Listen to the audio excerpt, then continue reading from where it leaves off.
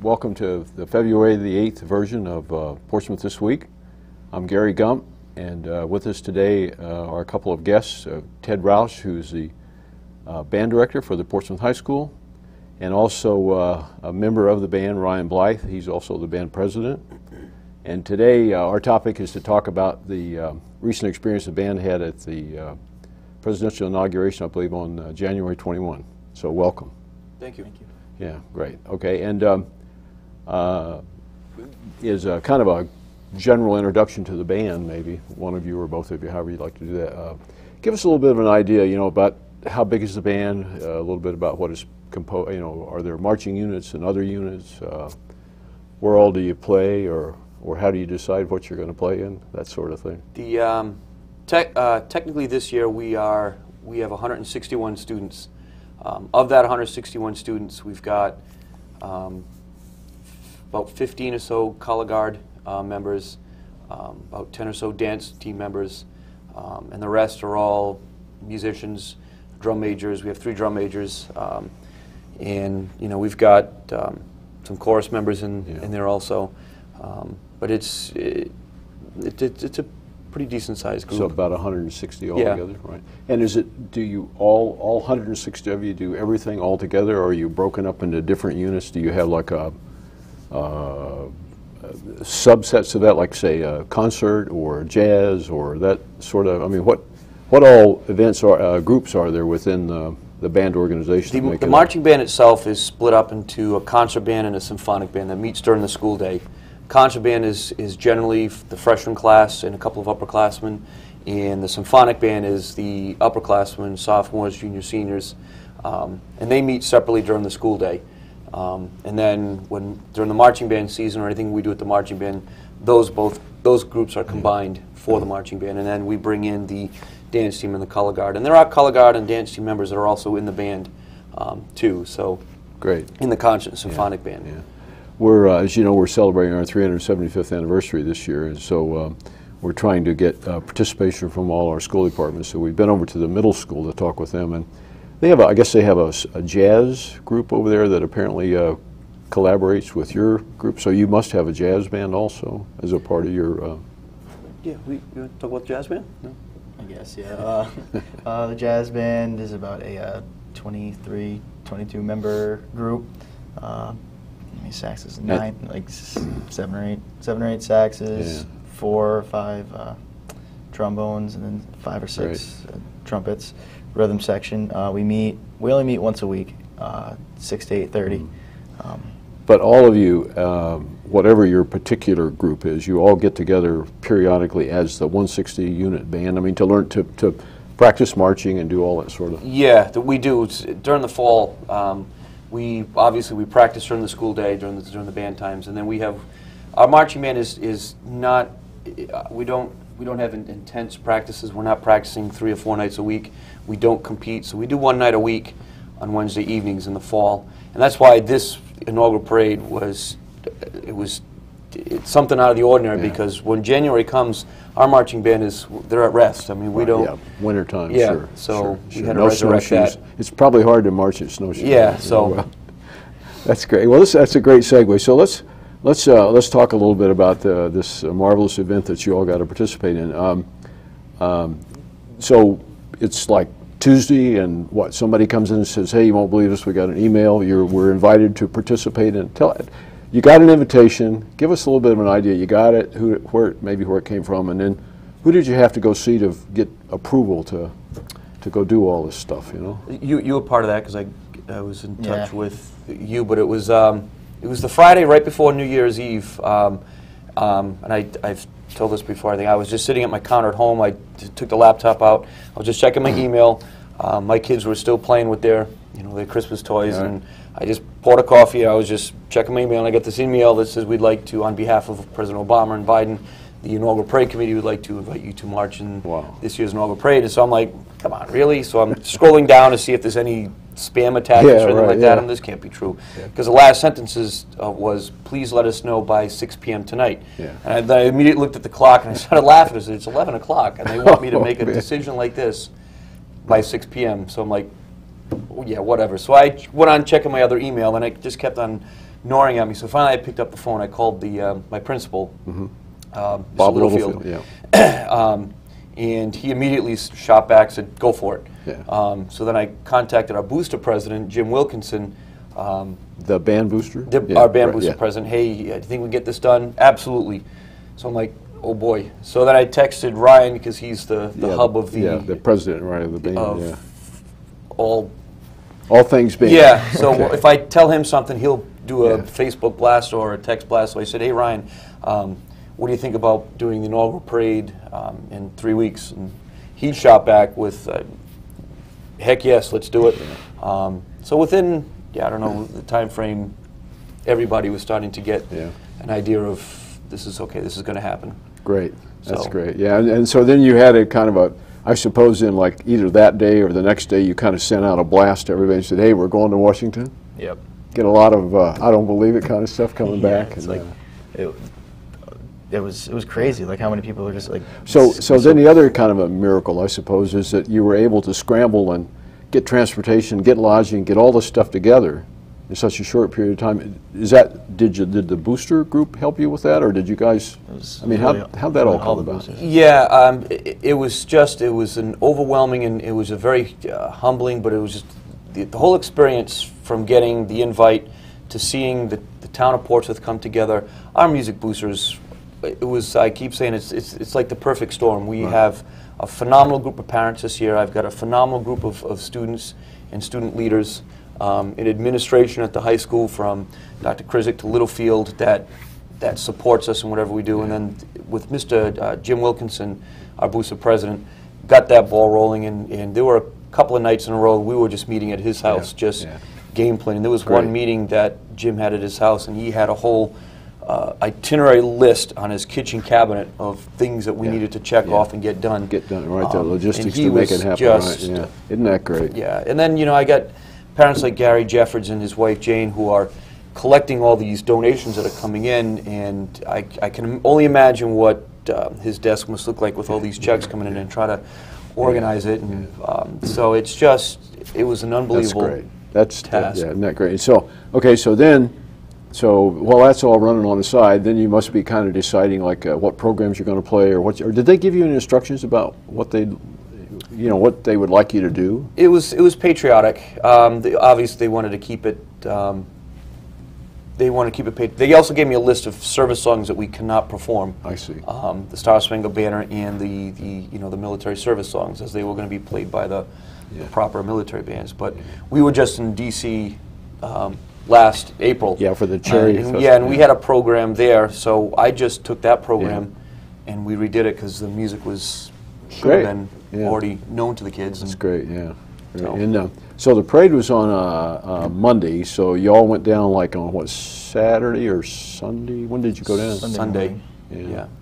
And I think we read in the paper you went down by a couple of buses, or three, I don't know, some number of buses, and you stayed at some school dorms or something in the Baltimore area? In Chevy Chase, Maryland, and we took. You explain what was that experience like, leaving by the 4 buses? I wasn't there for that. Leaving, it was crazy. Like, we got there early in the morning, then we went into the auditorium, we waited for a long time, and by the time we started loading out and going to the buses, when we got outside, we had a enormous welcoming committee, like, to see us off. Yeah, and great. Like, all the parents were lined up along the sidewalk, waving to us and cheering us on, and it was a really crazy experience. That's great. Yeah. And I don't recall that I read, but did you have a fair number of chaperones that went along, or parents that came kind of? We had just almost 30 adults that came with us. That their job wasn't easy. On the day of the parade, I mean, we waited, but the parents also waited. Oh yeah, I'm out sure. in the cold. But, I'm sure. It was a task that we told them about, and they knew what it was going to be like. And I mean, it's got to be like, it's been a long time since I was a kid, but I can kind of remember a little bit of some things when you get to do something for the first time. Like, man, this is really cool. Yeah, that's great. So you got down there, you got in the lodging where it was you're going to get, got something to eat, got all your stuff put away, and then the next morning came along and you got up and had breakfast, and then put on your uniforms, I presume, and headed off to the process. And I think a lot of us read that you had to go through a kind of a security thing and some other things. Maybe you could talk a little bit about about the period of time between when you first kind of got underway from the hotel you were at until you actually got into the queue at the band. You know, there was probably security, and then there's waiting around. I mean, waiting is never fun, but I mean, the anticipation for the enormity of the task that we were about to do, it was just, it made it go by quickly. We left the hotels at about 11, quarter past 11. Yeah. Well, when did you step off? When did you guys? I mean, when did you actually get in the queue to go down the parade line? Like 4 or 5 in the afternoon? Or? That was close until 5 o'clock at night. Yeah. So you had about 5 hours of. It was different stages of waiting. Yeah. We waited at the Pentagon in the morning. That was for the kids had to go through scanners and X-ray machines. All the equipment had to be unloaded. They had to go through a separate machine. There were dogs there roaming around. There were, you know, that we were guided by military personnel that were very strict. Even when we got there, we had to wait in our division. We were Division 5, so all of Division 5 had to wait. So the whole Pentagon process, that morning stage, probably was about an hour.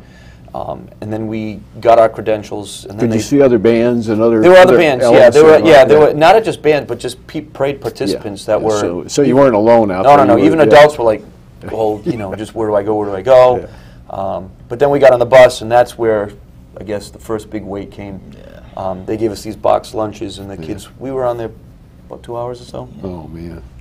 Just on the buses. Yeah. And so that was to go from Pentagon over the river and to the wherever the staging area was. Because we have to wait. And this is the parade itself was very well organized because each division arrived at the parade site together and marched and stepped off together. So we were in Division 5, and there were rows of buses that were waiting, all Division 5. So we were waiting as one big pack, and then we finally got the go-ahead. And of course, our kids get excited, think we're ready to head off to the parade. Nope, nope, we're going to be waiting again. So, wow. And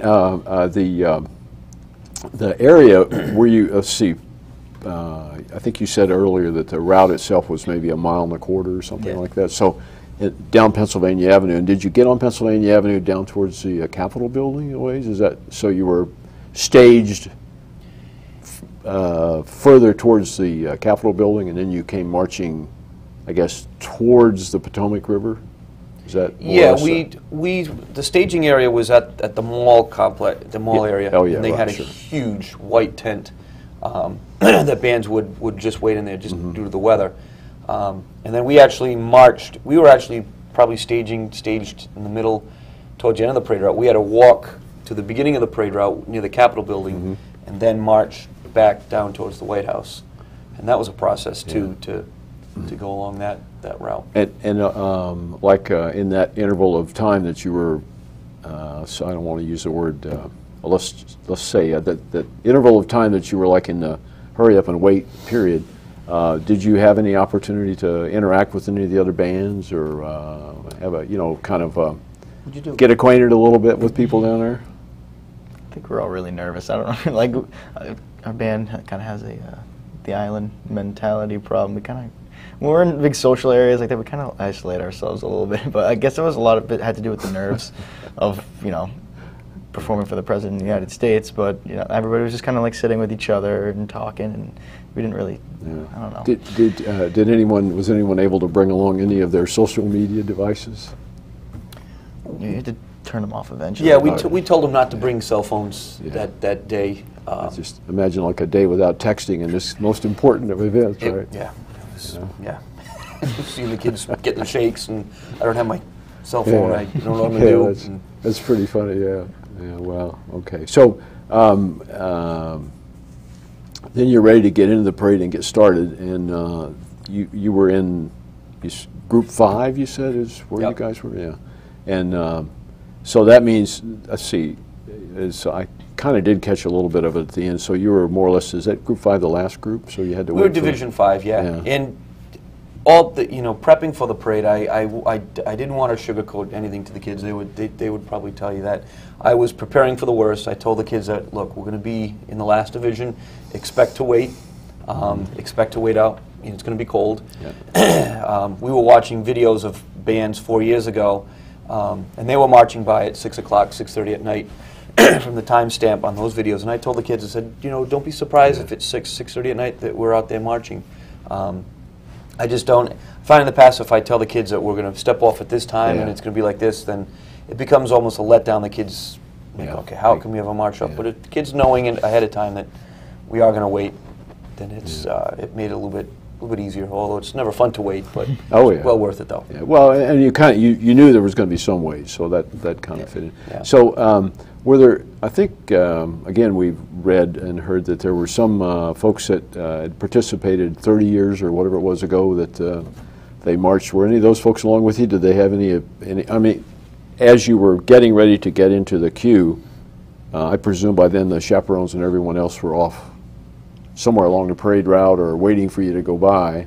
But I was just wondering if you had a chance to have any kind of comparison or conversations with folks that were there 30 years ago or whatever it was. The chaperones that came with us, and we told them right off the bat, they weren't allowed to march with us. Right. We could only have 4 staff members march with us. So the parents, they had to, we didn't see them all day till the very end. But we did have, there were some families down there that was really cool, and I'm so happy for those families that marched in the parade when they were in high school at the inaugural in 1981, and now their son or daughter is doing the same thing some 30-odd years later. Well, and they were there. We did catch up with them, and one of our chaperones, her daughter marched in the inaugural parade, and now her granddaughter is marching in the parade. It was Mrs. Jackie Sherman, and it was great to see that. That's great. Yeah. Well, I was kind of wondering about that, about you know, whether or not there was any special recognition of the folks that had done it, and then they had children that were doing it again. You know, we let the newspapers. I think there was some articles that focused on that before we left, which was great to see.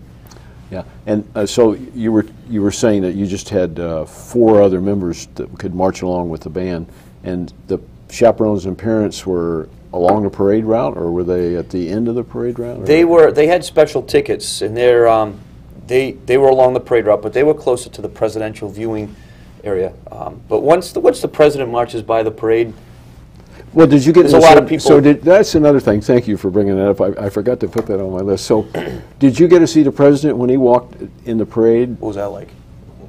Seeing the president being like in the parade, or like that was my most memorable part. Like as we turned onto Pennsylvania, as we turned on, there's this giant spotlight. It's like 50 feet up in the air, and it is the brightest light I've ever seen in my entire life. It was shining right at us, and I think that kind of scared everybody. We were like really intimidated. A deer in the headlights, right? Yeah, and so the only thing you can see is like the silhouette of the person in front of you, and then the closer and closer we get, there's a sign that said "Eyes Left." Yeah. And then you look up and he's standing there clapping and smiling, and you're like, "That's the most powerful man in the world that we're playing." Oh, so you could, you did get a chance to take a look. I had that, whether or not you were either sneaking a peek because you're supposed to be marching and looking straight ahead. You know. Yeah, no, I think we all peeked. But earlier in the day, the president and the first lady had marched. Well, actually, they were in the parade. Part of the way they were marching, and part of the way they were in the car. Were you able to witness any of that? Were you anywhere near that? Waiting at that. No, I mean we heard his speech. They had it pumped through speakers throughout the D.C. area. We heard bits and pieces of it, but we weren't. We were still at the Pentagon, and then we were the staging area when he, rolled by. Our parents got a chance to see him, and they took plenty of pictures of that. But he was in his motorcade. He didn't come out. Did you have any kind of a press, or I'm sorry, not press, but a White House or official photographer that was there, like as each unit marched by the presidential reviewing area? Was there someone from the White House or somewhere taking pictures that then later on would make them available to you? I know there was a C-SPAN camera, but other than where I'm trying to go to is, other than the photographs that you all were able to take or the videos that you were able to take and the folks who went with you, did you get any other kind of video record of your participation in the parade? No, like I said, I've only seen there were 4 Associated Press photos that came out. The rest of the photos, we have a former student, Matt Wilkinson, came with us, who's a photographer, and he took hundreds of pictures, and he got some really nice shots of us marching by the president. And like I said, it was all posted on Facebook. But it's, you know, that's, we didn't have anything officially from any parade committee member or anything like that, or videos. Everything. It's just basically what you can find online, or what you know, some videos of people took. I'm sure that'll end up on your website where you've got your past accomplishments. I wanted to come back for a minute to when you passed by the reviewing stand, and so you were there also, right, marching along also. So, you know, when we drive a car and we look in one particular direction, we tend to veer in that direction, right? So I'm just wondering, as you guys went by, if you felt like the band was kind of making a little bit of a dip there, you know? I think at that point we were too afraid to mess up. Is that right? Yeah, it was. We had to so focus. It was crazy. And I think you guys were actually marching behind a mounted. About 60 horses. And that how was that? Did they have anybody running along with a little cleanup? They 15 people with pooper scoopers running behind the horses. That was pretty funny. With buckets and so forth. Yeah. So when we first stepped off, like, are you serious? We're going to be marching behind this for a mile and a half of the horse droppings and everything. But once they stepped off, the horses got comfortable, I guess, and they relaxed a little bit, and it wasn't a big deal. But it was. I saw that when I was watching the part. I said, I can't believe this, right? You know. But then I thought, well, we're from a farming community, so we can suck it up, right? We can, we'll make it work. So then, so you passed by the reviewing stand. There was a little bit of a recognition for each unit that went by, including our Portsmouth band.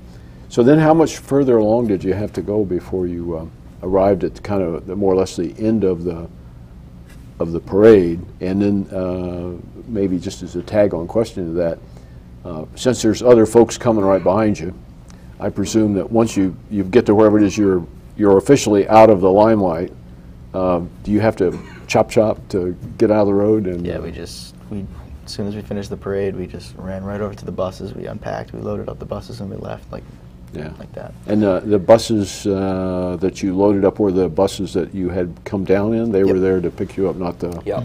So you didn't have to make any transition between the two, No, we were able to use the same...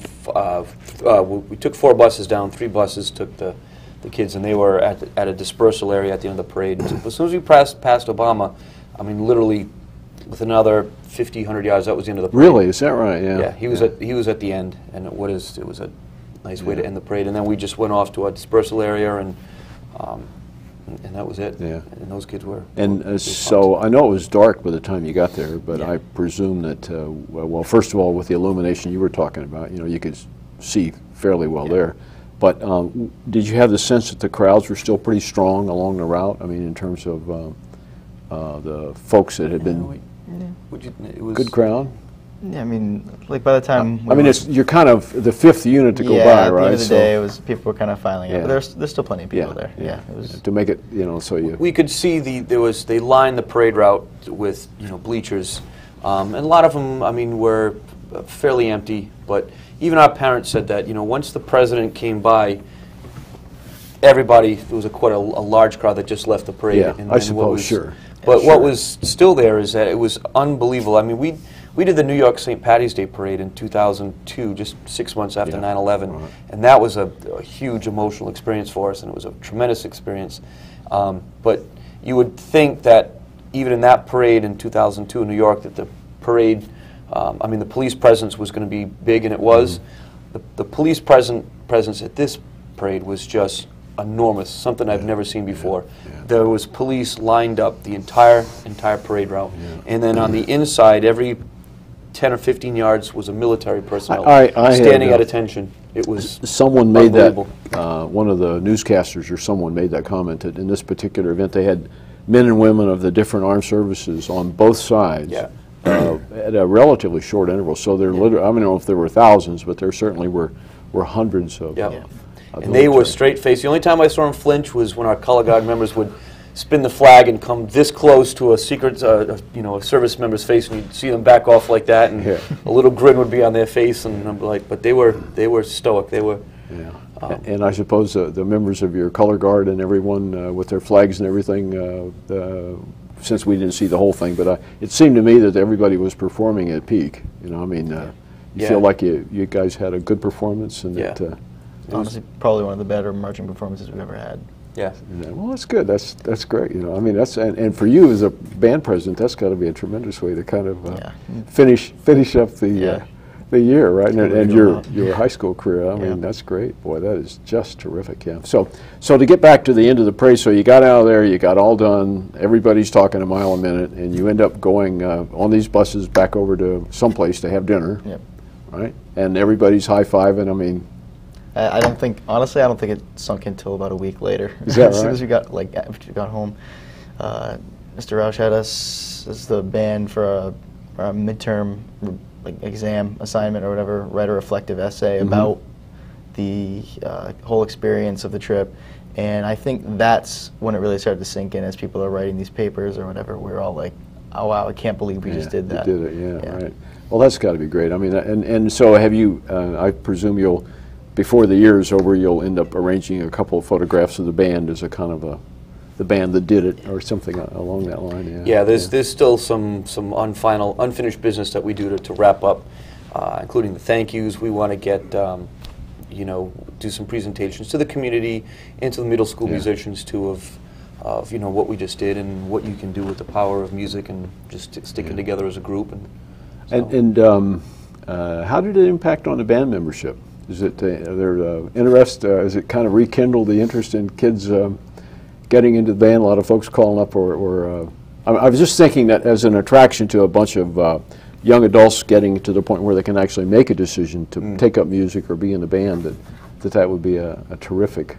And if performing for the President of the United States is not incentive to become a part of the music world, then I don't know what is. Oh, I think it's just great. I think it's great. Well, this has been a great conversation, and we got a couple minutes left and to talk about a few other little odds and ends. But just as a last question, did the inaugural committee offer any kind of a memento to all of you? I mean, I suppose you have badges and whatever you had as a paraphernalia to get into the parade. But did you get anything that, like 50 years, I mean, I'll be dead and gone, but... Nothing came through. I mean, we've got certificates now for each of the kids. Yeah. He's not supposed to know that right now, but we've got that. But other than the credential lanyards that they had with their pictures on it, I mean, that was pretty much it. All right. Okay, well, again, we're just very proud of all of you. And I talked a moment ago about our Portsmouth 375 celebrations all this year, and I wanted to put this up to show people.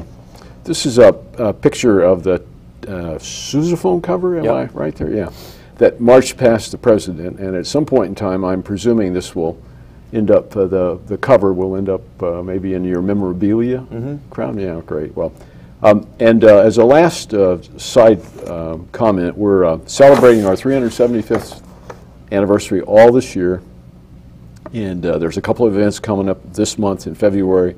February 17th, there's Be a Part of the Heart Soup and Salad event. Then February the 23rd, there's a winter walk at Melville Park, and both those are information, rather, to participate on for both those is available on the Portsmouth web at www.portsmouthri375.com. Thank you. Thank you guys for attending.